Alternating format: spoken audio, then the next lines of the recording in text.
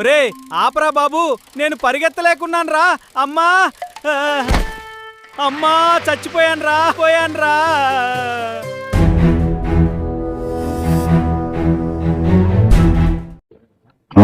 అమ్మగారు ఇవ్వడానికి పర్లేదు, మీరు సమానాలు కదా.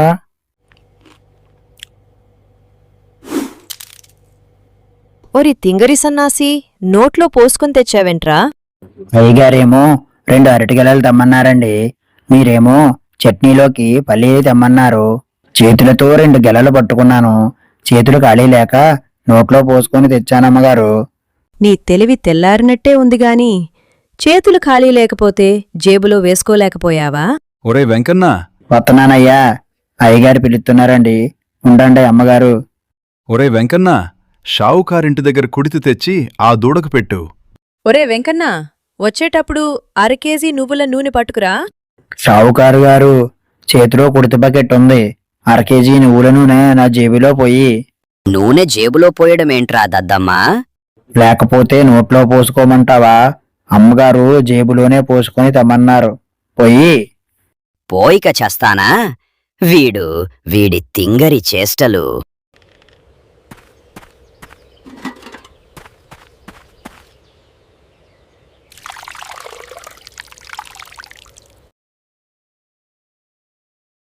నూనెదిరా? నోట్లో పోసుకొని వస్తే మీరు తిడతారని జేబులో పోసుకొని తెచ్చానమ్మగారు. అరే నూనెది? ఈ వెర్రిబాగులోడుతో వేగలేకపోతున్నాను. ఒరేయ్, నూనె తేవాలంటే గిన్నె పట్టుకెళ్ళి మూత పెట్టి తేవాలి. అలాగే అమ్మగారు, ఈసారి గిన్నె పట్టుకెళ్ళి మూత పెట్టి తెస్తాను.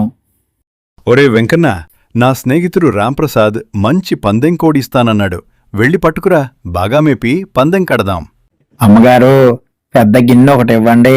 ఎందుకురా? మీకంతా తొందరే, ఇవ్వండి చెబుతాను.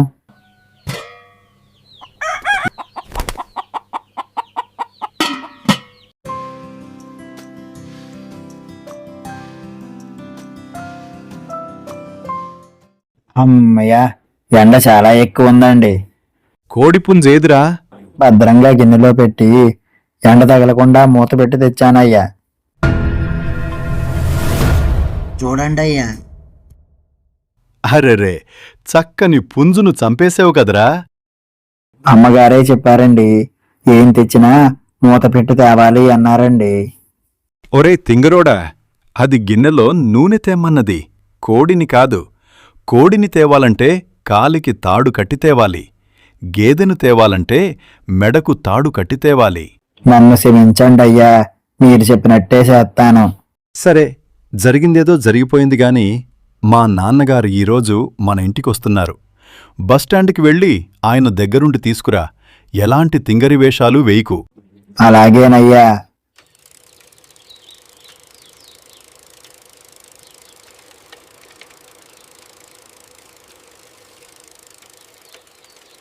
రండయ్యా.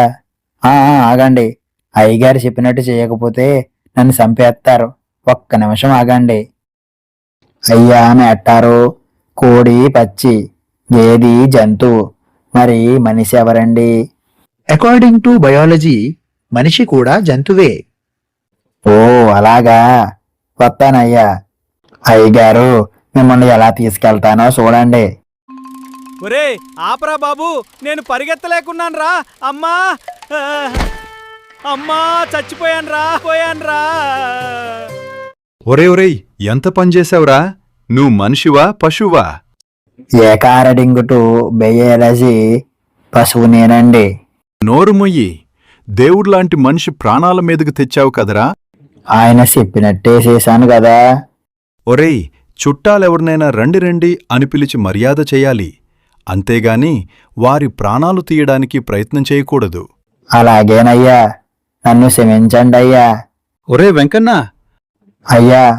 నాన్నని పట్నంలో హాస్పిటల్కి తీసుకెళ్తున్నాం, రేపు ఉదయాన్నే వస్తాం, తాళం వేసేస్తున్నాం, కాపలాగా బయటపడుకో. అలాగేనయ్యా.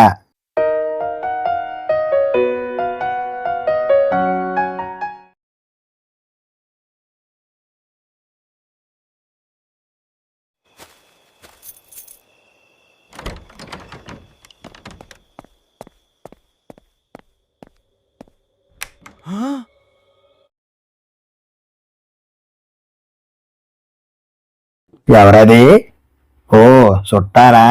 కూకోండి. మా యజమాని ఊరెళ్ళారు. ఈ పళ్ళు తినండి. ఏటి, అప్పుడే వెళ్ళిపోతారా? నాకు మాట వచ్చేస్తాది. ఉండండి బాబు, శుభ్రంగా తినేసి సుఖంగా పడుకోండి.